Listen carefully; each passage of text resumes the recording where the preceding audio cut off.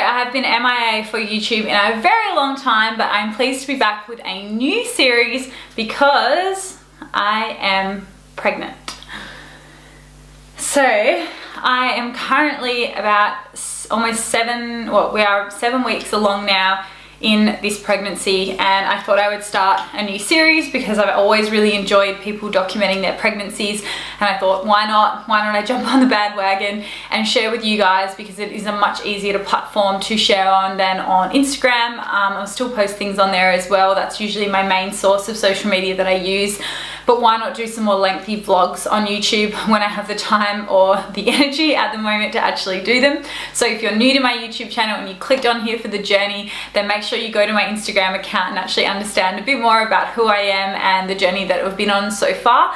So I'm Alice Round. I'm a health and fitness coach and online coach in the health and fitness community. I have been for the past 11 years. I've done competitive bodybuilding, I've done competitive powerlifting, and now we're going on this old new journey of the baby train. So I turned 30 last year, just turned 31 about a month ago, and my goal was to start to try to have children around this age.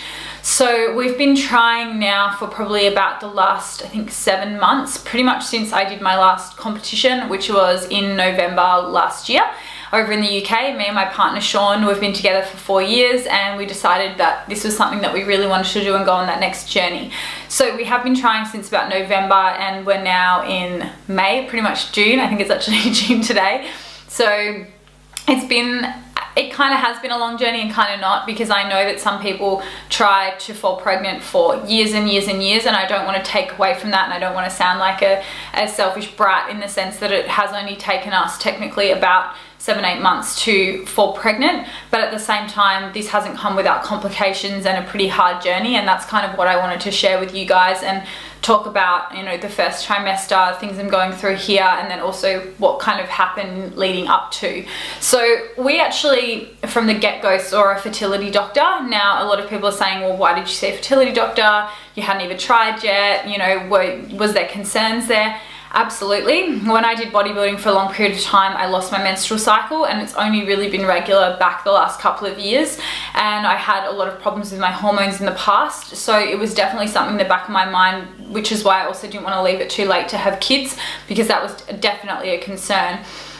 So basically we saw the fertility specialist for that reason. I just wanted to get every test under the sun done, probably because me and Sean have both got science degrees and are university educated, that we really wanted to know all of the facts as well. And we find this whole pregnancy journey so interesting that we really wanted to be educated on as much of it as possible. So the doctors literally send you for every single test, like everything. Had to have an internal one where they go in and check your follicles and check everything there, so you get a nice thing up your vagina.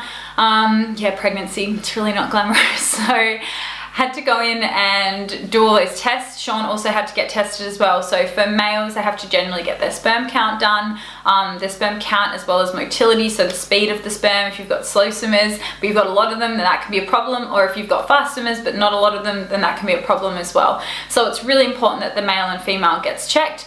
Everything came back clear for me. Sean's came back with a few red flags. He had really high FSH, which is also then linked with lower sperm count, which was a bit of a concern. Now the doctors obviously automatically assume, because he's big and he's a bodybuilder, that he's on steroids. That is not the case. He is not. He's always competed as a natural athlete. Not that we're against that, but at the same time, that was always kind of our mutual promise that he wouldn't do that until we had kids. So that came back and his sperm count was a little low, which was a bit confusing because he's a very healthy individual, and normally with sperm count it's either to do with your health or, you know, lifestyle variables. But at that same time we were launching a huge coaching program, we were working a lot, there was just a lot going on in our lives. We've just built a new house, so there was a lot going on. We had a bit of financial pressure and stress, and he wasn't sleeping very well. And sleep, poor diet, all of these things can impact on sperm health. So his sperm count came back at 0.9 million, which is really, really low. I know that sounds like a lot, but you really want it to be over about 10 to 15 million. So basically then the doctors can prescribe something for that, but the doctor said, look, it's 1 point, we need to retest you in another 4 to 6 weeks, see if it's improved. So we actually changed Sean's diet in that time. I started to juice for him. I was making juices because he doesn't eat a lot of vegetables. So I was making up a lot of juice because at the time he was eating like 6,000 calories, and if he eats vegetables and he has too much fiber in his diet, and then he gets bloated. So he was eating a lot of like chicken, rice, beef, like good quality food, but not really a lot of micronutrients. So we got that into his diet. He started sleeping better. He started actually training more because his training had lacked a little bit because we were so busy. And then his sperm count jumped up to, I think, 10 million. So that was fantastic. And we had actually fallen pregnant prior to his sperm test anyway. So we actually put that sperm test off for a little bit longer because I had miraculously gotten pregnant, and we didn't actually know. Because when you're working with the fertility doctors, they only really send you for testing at the start, and then they wait for you to come up to your cycle, and then their blood testing and whatnot. But that first month or two, we actually got pregnant. When was it? I think it was in February. I'm trying to remember all the dates now of things because I don't really remember that one that well. It was Feb or March, I believe, that I first got pregnant. And then I didn't know, and then I did a pregnancy test, and I had a very, very faint line on one of these, like super faint, you could barely see it. But I started getting really bad stomach pain, and then I started bleeding, and the blood was a different color to what I'd ever had a period before. And it also, my period was, I think, 7 days late, so technically I was about, you know, a couple of weeks pregnant because they count it from the date of your last period. So really it would have been 3 weeks, but a week post, a little bit post, maybe 8 days post implantation. So I had that. I went to the doctors with the bleeding, and they basically said you've probably early miscarried. Because I didn't really dogs interrupting me, because I didn't really know that I was pregnant at the time, it didn't really bother me. Of course I was a little bit upset, but at the same time I didn't know. It was super early on, so it was a very dark brown color, going into detail now, and quite a lumpy texture, so very different to a normal menstrual cycle. There was a bit of HCG in my blood test, which kind of showed that that's what had happened. So I was actually over the moon that I'd actually gotten pregnant because of Sean's sperm count. So yeah, we saw it as a really positive thing, and to not be something that we really dwelled on going forward because it did happen so early on. So basically after that, it did take a little bit for my period to come back normally. I remember bleeding for a couple of days, and then I think it was about 2 weeks later I had a bleed, so I kind of technically called that the start of my cycle. So then after around 2 weeks post-menstrual cycle, you're around your ovulation. It varies for every single person. Some people have longer cycles, shorter cycles, so don't get too hell-bent on that. But it's also important to then track your cycle so that you know how long yours is around then when you're ovulating. You can start checking ovulation with the at-home kits. So the little bits that you pee on, and they'll basically tell you, you know, when your LH is surging, and then that's a good indicator that you're going to be ovulating somewhere around there. So that's when you want to have sex. So you want to make sure you're having it around there, and you're having it at least a day prior to ovulation, not obviously often on the day of ovulation, because sometimes the eggs actually then move down. So you want to make sure that there's spermies in there prior before it actually then goes towards that more implantation stage. So we actually then got pregnant back to back. So we got pregnant when I ovulated that next time, and we didn't actually plan this one. We weren't actually going through the clinic. I told Sean that I actually needed a little bit of a break, and we didn't actually know I was pregnant either. So we were still, you know, having sex as you do, and we were kind of loosely knew that we were around ovulation, and we were like, look, if it happens, it happens, but at the same time it probably won't because of the miscarriage. So anyway, we did that, and then I booked a quick trip with a girlfriend to go away to Bali for a few days. I just needed a break. I was just kind of mentally tired after all the blood tests and everything and all of that. And I thought, why not? I may as well go away before I actually get pregnant again, have a little trip with one of my girlfriends who lives in New York. So she was going to Bali for a couple of days. So I flew over there. Now, that was around the time, I think it was about 10 days post, so coming up to my next period, where it's sometimes still a little early on to check if you're actually pregnant. I think I was actually about 2 weeks. So I took a pregnancy test with me just to be safe in case we were going out and having a few drinks and enjoying ourselves. And I tested it the night before we went out, which was the end of our trip. So I would have been about 2.5 weeks by then. And this is 2.5 weeks post-implantation, by the way, which is about 4 weeks pregnant. It gets confusing between gestation dates and actual pregnancy, and that's something I was confused about too till the other day. So did a test, it was negative, but thinking back, I did it so quickly. Like I literally peed, looked at it, and I was like, nah, not pregnant, okay, let's go out. And so didn't really pay attention to it, which was pretty silly because sometimes you need to wait like a good solid 5 or 10 minutes for that to occur. And anyway, we went out. I think because I didn't think I was pregnant, I was kind of like, what's the point in testing it? So then we went out, but the one big thing I noticed in Bali was my girlfriend kept saying that my boobs looked really big, and I was pretty tired. I just thought, it's holidays. I was also a bit stressed out with work before I went, so whatever. Didn't pay attention to it, and I just thought, oh, maybe I'm putting on a little bit of body fat. So you kind of think about all those things and rationalize out of it. We got back from Bali and I had to jump straight back into cycle tracking because we were going to track the next cycle through the fertility clinic. And when I got back, I did my first blood test, which normally they're just looking for you know, estrogen, progesterone, that sort of thing, and they tested HCG as well because it could have been around that time. And they rang me up about an hour later and they were like, you're pregnant. So that was a bit of a shock. We were actually flying out to Melbourne the next day, so I was only able to get one blood test in between those times. Now at that stage, my HCG, so basically a pregnancy hormone, was very, very low. It was 25, which shows that there's a pregnancy there, but it's not super, super developed, or it may not have been as far along as what we can kind of estimate. You're always estimating kind of how far you are along based around roughly when you're ovulating. So that was quite low, but they weren't too concerned, but my progesterone was quite low, so it was only 25, which it should be about 50 by that point. So they put me on progesterone pessaries, which, well, not technically pessaries because I had to insert them anally, so there's some fun for you. So I was over at the Arnold's with my clients, looking after them, kind of running around there, and then trying to also take care of the fact that I just found out I was pregnant, which was it was a lot. And I didn't want my clients to really know. I didn't want to bother them. I didn't want it to be about me, so I kept it really under wraps, and I just kind of tried to do the bare minimum. I was also really tired by this point and starting to get a bit of pregnancy fatigue, so I was kind of looking after my clients, then going back to our room and having a nap. Luckily, we were staying really close to the convention center. I also had stopped drinking caffeine for that last few weeks, so that also had been quite challenging because normally I'm such a coffee lover. So anyway, the girls were on stage on the Friday, everything was all fine. I started telling Sean I had a bit of abdominal pain on Friday, we just kind of ignored it. And then Saturday, they finished and we went out to dinner. After we went to the gym and we did a very light session, so don't anybody say that, you know, your training was the thing that caused it. It definitely wasn't. I was doing like seated machine shoulder presses and lateral raises. I was doing nothing crazy, super light.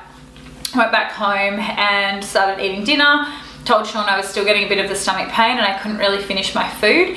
And we just thought maybe this is, you know, start of pregnancy. We hadn't got this far along before. And then I just knew in your gut, and I think any kind of mum-to-be knows, that you kind of have this weird intuition. I just didn't feel right. There was something that was just off, and then I went to the toilet and there was blood. So same thing again, and I just knew in my heart that it was another miscarriage. I just knew. And Sean was like, look, it could be implantation bleeding, and I was like, it's too late for that. Implantation bleeding normally happens in that first sort of 2 to 3 weeks, which is what I thought the first pregnancy was. And I just said, I just know. And it was a dark color again, it was lumpy. It was like the same thing coming back, but heavier this time, because we were further along. So I rang my mum and I was like, Mum, what do you think I should do? And she was like, don't worry, just go to bed, it'll be fine, just, you'll be right. And I was like, no, something doesn't feel right. And Sean's like, if you don't feel right, we'll go to the doctors. So there was luckily an emergency clinic near us. It was now like midnight by this point. So we went into the emergency female clinic in Melbourne, and that was amazing being able to go there. It was just near our hotel. And they took me in for some blood tests. I was giving birth around me. It was pretty hectic. I was like the least most important case there. So we're just kind of sitting there bleeding, like just kind of waiting.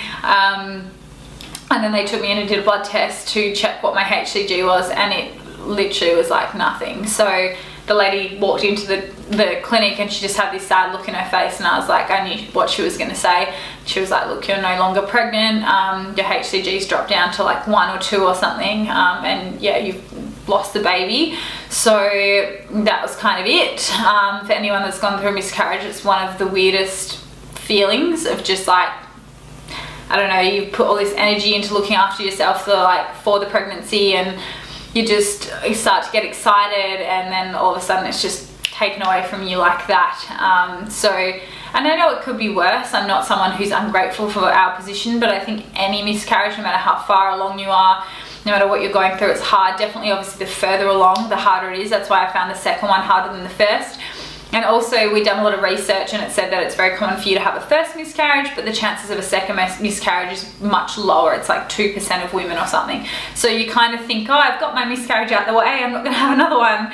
And so we did, and it was really hard. I didn't want to stay in Melbourne because when we go to these expos, you're bumping into people from around Australia who I love, and I love going to them. But when you're not really in that right mindset, I just wanted to get home, and I'm normally such a positive person and can shake most things off. And Sean was like, you just need a little bit of time to grieve. So we changed our flights. We got on the first flight in the morning, got the fuck out of there. I think we'd slept for like 2 hours. Got home, hugged my dogs, and just had a day for like me. I pretty much got myself back up the next day and just threw myself back into work, because I just think that there's no point dwelling on something like this. You can't do anything about it. You can't control it. It is not your fault 99% of the time. Obviously there's certain things you can do that can kind of help prevent miscarriage, but I spoke to my doctor and he said I'd done nothing wrong, and that it simply was the case that it just wasn't a strong pregnancy, and that can happen. It can be due to a low sperm count. It can be due to so many different things. So he suggested that we actually retest Sean's sperm again, because yeah, there could be issues there as well, which is why maybe I was getting pregnant and not holding. It could just be it could be hard, like more in-depth things with me in terms of my progesterone and my lining. So he was keen to do a bit more research, so he suggested we wait another 6 to 8 weeks for another sperm test. He suggested we skip tracking a cycle just to give me a bit of a mental break and to allow my period and everything to come back. So I had a bleed again about 2 weeks later, and then we kind of classed that as the start of my next cycle. So we didn't really track the next one through the doctors as much. I think I went in for 1 blood test, but we just kind of thought if it happens, it happens. I actually wasn't that mentally prepared for it. I gained a little bit of weight. I was feeling a little uncomfortable, which I'm totally fine with, but I just kind of wanted some time for me again to get back into my training and my nutrition and everything before we got into the next one. So I think my weight was around like high 68s then. It was like 68.8 or, you know, fluctuating to 69. So that's kind of where I was, and I was like, a comfortable weight for me is kind of like 66, 67. So I thought, you know, we'll just kind of play it by ear and do what we can and just let me get a bit of me back. And I think that's really important if you're going through this, to not just sometimes just go back to back to back to back, because you need a little bit of time for you, especially with, like, I've had clients go through IVF and we always suggest the same thing, to give yourself a little bit of you time again, rather than just feeling like a pincushion for blood tests, or like you're getting a uterus scan every day and it's very invasive. So we didn't really try that hard. I didn't think I was pregnant the next time around, so that was around the end of April that I would have been ovulating. And it happened. We got pregnant again. So it actually shows that I'm really fertile. So we pretty much got pregnant 3 out of 4 months that we'd been trying. We didn't the first 2 months, but then 3 out of the 4 months we got pregnant. So the third pregnancy is where we're at now. So I'm technically about 7 weeks along now, and I don't know, there's just something about this pregnancy that feels different. I just feel like it's meant to be. I feel like it's the one. I feel like everything in our life's kind of coming together. Like, not it's perfect, don't get it twisted, but our house is pretty much finished, being built. We've done most of the gardening now. I know these sound like really weird things, but there's just not as much on my plate. We've finished launching our coaching code program. Work's really good, clients are good. I'm not taking on anyone extra. I just feel in a good place, and I do believe, I'm not a super religious person, but I believe that things happen for a reason. And I think those first 2 pregnancies honestly taught me that I needed to slow down, that I couldn't do everything. I couldn't be superwoman all the time. Well, I can be superwoman and I am superwoman, but not in the sense of having to do everything. So slowing down, I kind of continued that, even though we weren't trying. I was really trying to back off things and really decide what's important in my life and what isn't. What people do I want to spend time with, what friendships do I want to invest in, because your time is so limited, and especially when you're trying to have a family and have a child, your time's going to be even more limited once you have one. So it's kind of like trimming the fat in your life, and that was something that I did, and that's why I haven't been on social media a lot the last few months. It's just, I just needed a little bit of a break for looking after my life and health and my partner's life and our family that we're trying to create. So super happy. At the same time, I have been so nervous every single step of this pregnancy, and everyone says to me that knows, oh, you just need to chill out. It's like, you try to chill out when you've had 2 miscarriages in a row. It's almost like mentally you're thinking like it's just gonna happen again. And that's almost like, I know it sounds really negative, but it's actually more me trying to be positive in the sense of if it happens, I'm gonna be okay. Because I've been through it before and I can go through it again, and I really want this kid, and if it happens, amazing, but if it doesn't, we'll try again. Rather than like it being super positive and like, it's gonna happen, it's gonna be the one. I'm kind of a little bit in those 2 headspaces where I'm like, of course I want it to happen, I want it more than anything, but I don't want to get my hopes up so much that then I'm a mess, you know, if something was to occur. So there's never really a safe point in pregnancy, but definitely once you get to about 10 or 12 weeks, the chances of miscarriage like drop tenfold. You know, you're able to see the actual baby forming. There's obviously more complications that can happen along with it. I honestly didn't know how many complications and things could happen until we actually started this journey, and then I started to realize how it is pretty hectic, it's pretty full on, and I don't think women talk about it enough, all the stuff that can happen when you're pregnant. So I guess I just want to bring awareness to those things, but then also show you guys how we get through some of them. So where we're at today. So the blood tests have been getting done twice a week, which has been amazing. So they've been checking my HCG and progesterone. Compared to the last pregnancy, things are already looking 10 times better, which is why I am more positive about this one. My HCG has pretty much been doubling every time we do a pregnancy test. So the first time we tested it was 75, already higher than the last one. And now it's up to 22,000, which with that brings the morning sickness, the fatigue, the brain fog, all of that fun stuff. So it's in a good place. My progesterone is about 100, so that's also in a good place, but I'm also on the progesterone tablets. The second week into pregnancy, I had a bit of a dip in progesterone, so they straight away put me back on them, and it's been up ever since then. So I probably have to stay on them till about 10 weeks just to be safe, and then the placenta will take over. So in terms of where I'm at, the last 2 weeks have been pretty hard, especially yesterday. I had my first actual vomiting experience, trying to keep food down. So I've actually lost like 2 kilos in the last week, pretty much just from nauseous, just not feeling like anything, like your taste buds are so sensitive. I've been trying to keep down very plain and simple food. I had some wheat bix before, that seems to have stayed down okay. But yeah, my taste buds are strange. Some days I'll really crave like a pizza or a burger, and then other days I just want like dry toast. You just kind of have to listen to your body, sadly, at this point, but at the same time, I'm not using that as an excuse to go YOLO with food. I'm still trying to get micronutrients in by juicing them, because I really don't feel like eating vegetables at the moment, which is so weird for me. I normally love having like a big salad every single day.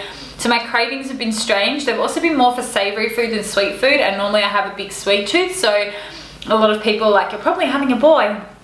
I think there's a few wives' tales around those things. All of the wives' tales at the moment are pointing more towards a boy. So my skin's cleared up. Normally I have like sort of sporadic sort of breakouts. My skin's actually gotten better since I've been pregnant, besides the bags under my eyes, but that's just fatigue. Yeah, definitely craving savory food.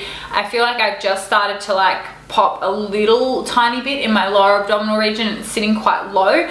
So again, they kind of say sitting low could be a boy. But then at the same time, I kind of felt like sweet stuff yesterday. So who knows? Sean wants a boy, I want a boy, so maybe we're just kind of like channeling that. But at the same time, as long as the baby is healthy, I will be so beyond grateful. I don't even care what sex it is, but you know, that's what we always just kind of thought, we'd have a boy first, but we really don't give a shit. We're not those people. We should have so much gratitude for the fact that we have conceived quite quickly, technically, even though we have had the ups and downs. That, you know, we're in a good place, that we work, or I work full-time from home, so I've got the flexibility at the moment why at the moment I'm struggling with a lot of fatigue. Even my words are a bit rambled.